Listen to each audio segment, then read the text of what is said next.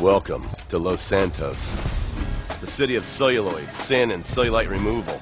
From dead starlets in Vinewood, to the gangbangers in Davis and Strawberry, and terracels in Chumash, to the drunken tourists in Del Perro Pier. It's time to take a look inside this cesspit of destroyed dreams, drug-addled degenerates, and deluded desperados that make up this great city of lights. Hi, I'm decorated FIB agent Stephen Haynes. The FIB, the police department, and the sheriff's office are fighting a war out here every day in a city where dreams too often become wet with tears. The Los Santos docks. This is where it all begins. The second largest port in the world, the great orifice of American capitalism. Stuff coming in, garbage going out, and hidden in over 2 million containers a day, God only knows where. The cartels pay off some low-level schlub, and suddenly you've got military-grade weapons, badly cut crystal meth, and grade A yayo from Mexico flooding our streets. And once it hits the hood, it's anarchy, with a side of murder hold to fries. Or maybe the Chinese are slipping some of our high-security weapons systems in with the recycling, and we're giving up our national security for nothing? Who knows? Who cares? As long as the financial party continues, we'll just keep picking up the pieces. A word to the wise, kids. Never use PCP. It makes you want to punch cops and run around naked, and not necessarily always in that order. Most of the time, this illicit cargo makes it straight to the gangs. But sometimes an ordinary Joe lets go and loses his shit after a pipe or two of pleasure dust.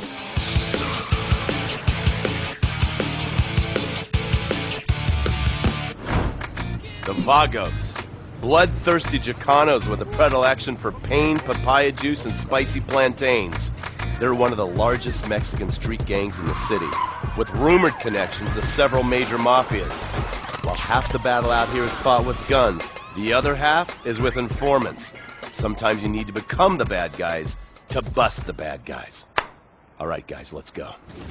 When the Ballas and the families aren't shooting each other, they're selling the dope that the junkies are shooting into their veins.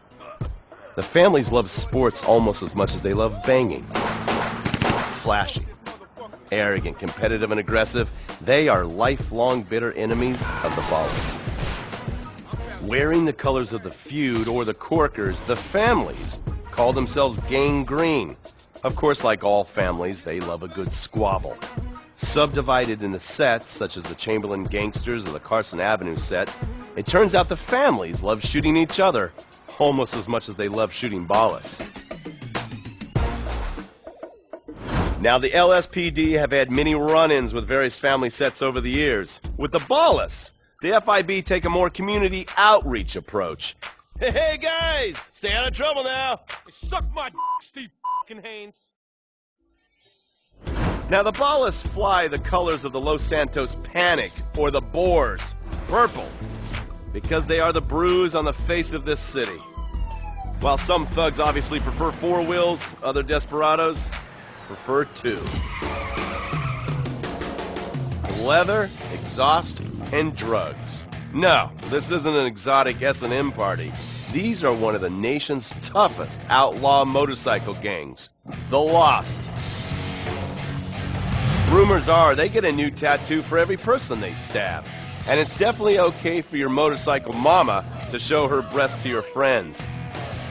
The FIB has been tracking the Lost for years. We've jumped from coast to coast and have spent more time in the Midwest than a tornado spotter.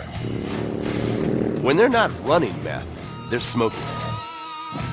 Or so I hear, a dangerous new drug on the streets called toilet cleaner. And believe me, your toilet will be cleaned after you've smoked some of it. Of course, Vinewood being Vinewood, it's not all about leathery dudes trying to show off on their motorbikes or roided-up gangbangers stuck in some 90s time warp. This is the town that made mass murder into nostalgia.